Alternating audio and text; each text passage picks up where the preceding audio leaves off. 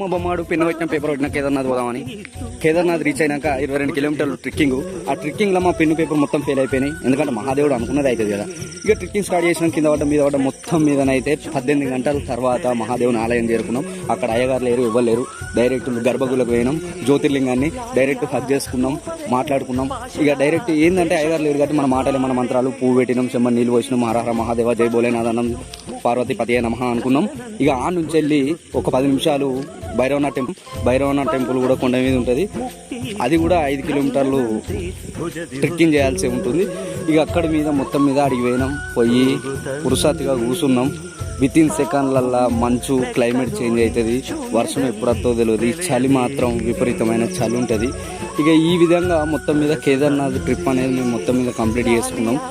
మొత్తం మీద ఫైనల్గా చెప్పాలంటే ఏంటంటే మనం లైఫ్లో ఒక్కసారైనా చూడాల్సిన ప్రదేశం అది కేదార్నాథ్. దాని ఆలయ చరిత్ర వేరే.